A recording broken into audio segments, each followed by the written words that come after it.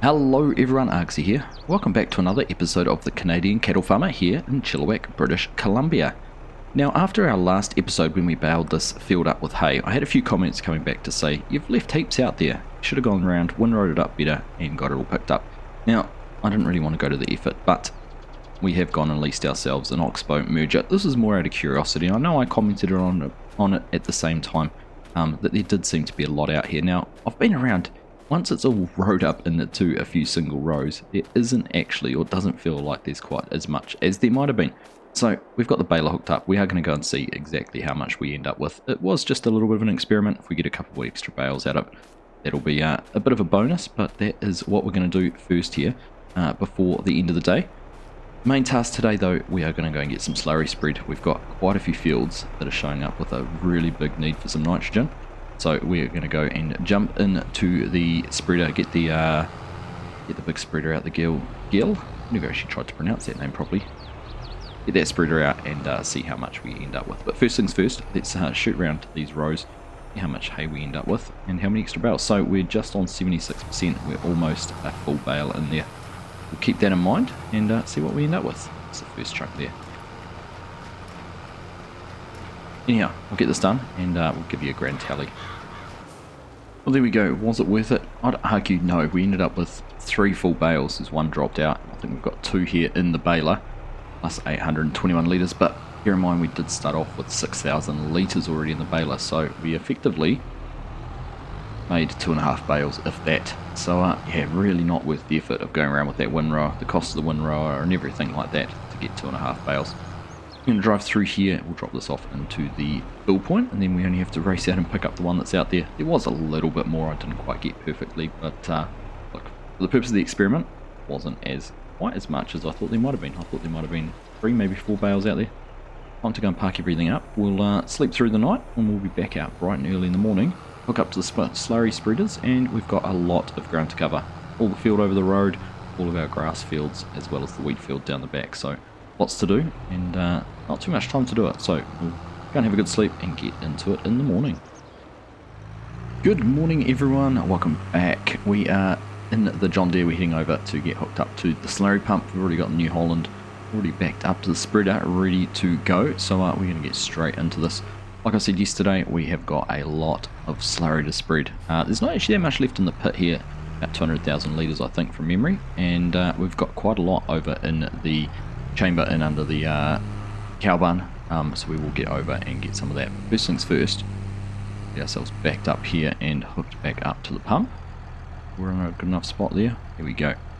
Looks pretty good. Now, get that lowered back down and reacquaint myself with exactly how this works. So we'll get it set up, we'll get it pumping around, figure out what everything does.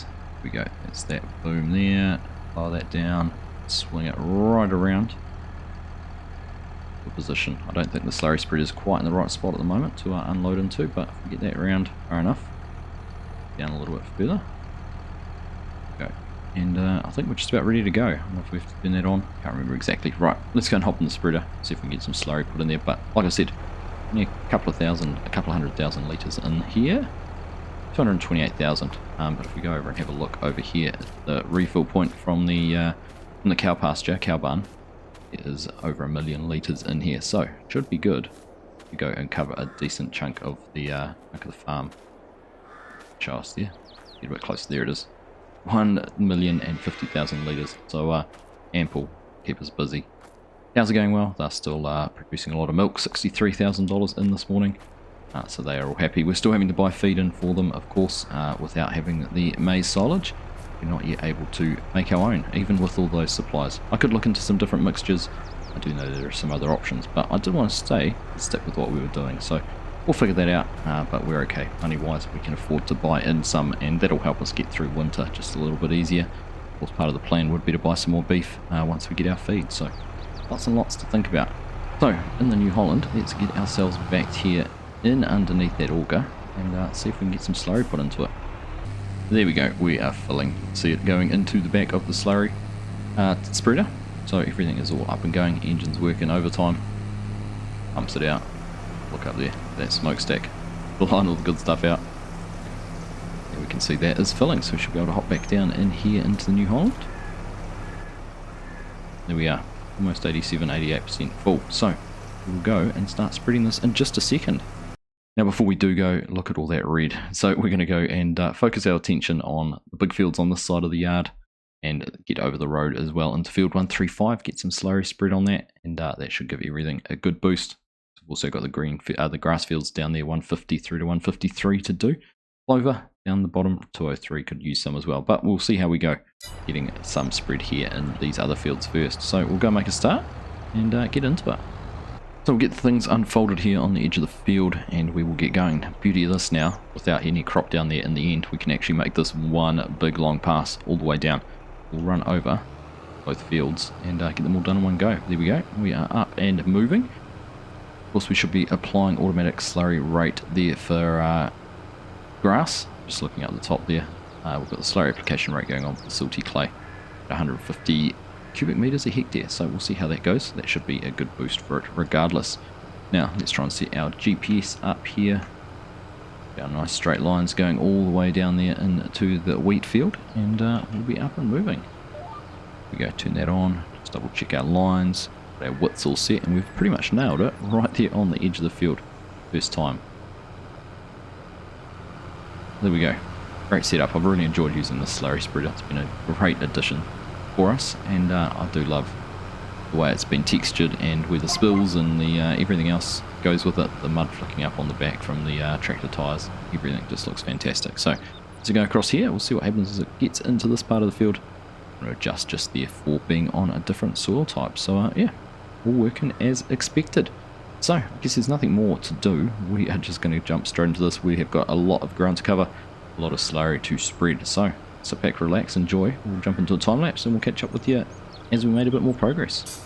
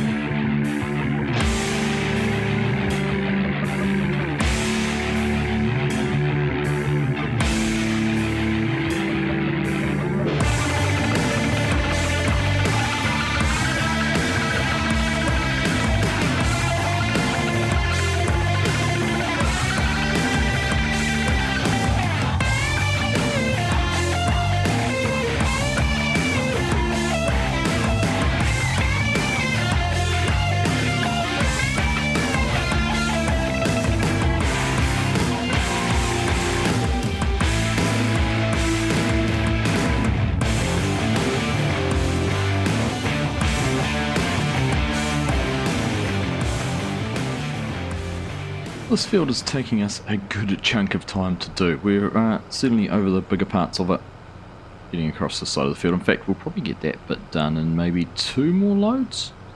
Not sure, but yeah, certainly those big long runs all the way up to the end of the wheat field there, that has taken us some time to do, but it'll be worth it in the end. There we are, that one's another load finished. Now I'm going to head down. We actually are getting a bit low on diesel, so before we get another load in, we'll head down, get this topped up, and then we'll go and fill up the spreader and carry on going. But yeah, it's going to take us a wee while. Still got the field over the other side of the trees and the wheat field over the other side of the road to do as well, so still some ground to cover, but we'll carry on and we'll get it all finished. Diesel done, tractor's full up again, and getting another load of slurry pumped in here. Going pretty well with the pump. We don't actually have, let's hop out and go and have a look, we don't have much left in this slurry tank. In fact, 10,000 litres, so probably only enough. Got this full this time. Another load out, maybe a load and a half, so pretty close to empty. It'll be enough to get this field finished though, I would expect, which would be good. So we'll let this fill up and we'll just go and carry on. Alright, and we're back up and going with the spreading. So carry on and we'll see you when we're done.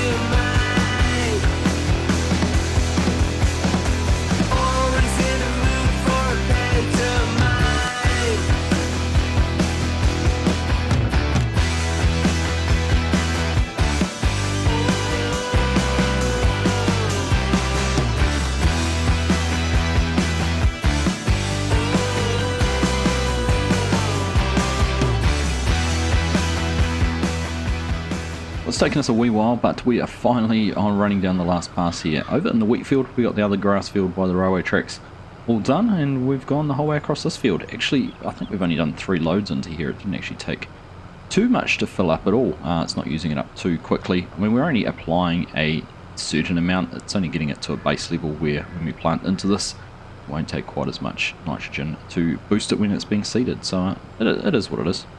It's going to help us out. I was looking at our precision farming, and we are going to have to get some new soil scanning done on these fields at some stage. That is 3 years old actually. This must be the end of our getting to the end of our 4th year on the map. So we've been here for quite some time, and we've made some big improvements. Looking forward to getting into that corn though. The more I look over it, the more daunting it looks from the perspective of how much silage are we going to get out of there. It's a pretty big field. I'm starting to wonder whether we might call in some assistance, get a contractor to come in and just give us a hand to get that all cut out, because it's going to take us a wee while with our 2 wagons and our silage chopper, our forest chopper, get that all done. Big field, but it's going to be worth it. We're going to have a decent amount of silage, no doubt fill up the harvest store and a lot of those silage bags that we have over in the yard. So we'll be getting to that very, very soon. Hopefully, I think maybe not August, possibly September. I think there's still a couple more stages of growth to go through that before it gets to a maturity where we would want to be in there and cutting it and taking it off the field and putting into some silage somewhere. So we'll see. Anyhow, let's head on back over. I am going to go park this up and give it a wash. We have not looked after this spreader at all, and it's pretty filthy, so it'll be nice. See what it looks like when we take it back to a as new condition. We'll go over and jump next to the pressure washer and give it a good hose down. Alright, we'll just focus on some of these areas up the back here where it's had a lot of spillage around the filling area. There's some of the dirty areas. Get around here and get the nozzles and everything like that. Give them a good spray off. There we go. It's looking much better already. White rims, everything like that, all nice and clean. Much better. While we're at it, we might as well give the tractor a good hose down as well, get any manure off it. Any slurry, we don't want that to be corroding any paintwork or anything like that. There we go. It's looking much better. Here we are. Pretty happy with that. Pretty happy with that indeed. Right, we'll leave that there for now. This back down. And we'll go and get this parked up and put away and make some plans for next time. And there we go, there is the tractor away in the shed. Next time, well, I think what we might do, we might skip forward a couple of months and get ourselves into that maize harvest. There's not much else to do, the grass is all growing, we're not going to be able to mow any of that anytime soon. The clover possibly could be cut again, but we just need to figure out whether that's going to be of any benefit to us, considering our ability to use the clover hay and, well, store it at the moment, because that is our other restriction, only being able to store one type of bale in those 2 big barns. So that could be a little bit of a stumbling block for us as well. We could always leave the straw, the square straw out there, and put some hay or something in the other barn, but we'll figure that out. We'll figure out what is going to be best, but I think we're going to get that forage chopper out, get the Class Jaguar out, get the 2 boxes, forage boxes, all set up, and we will go and make a start on that corn next time. So keep an eye out for that. It is going to be an epic effort to get that all done. It's going to take us some time, and like I said, we might see about getting some help to come and give us a hand. But for now, that is enough for this episode. Thank you all very much for watching. I hope you've enjoyed it, and we'll catch you in the next one.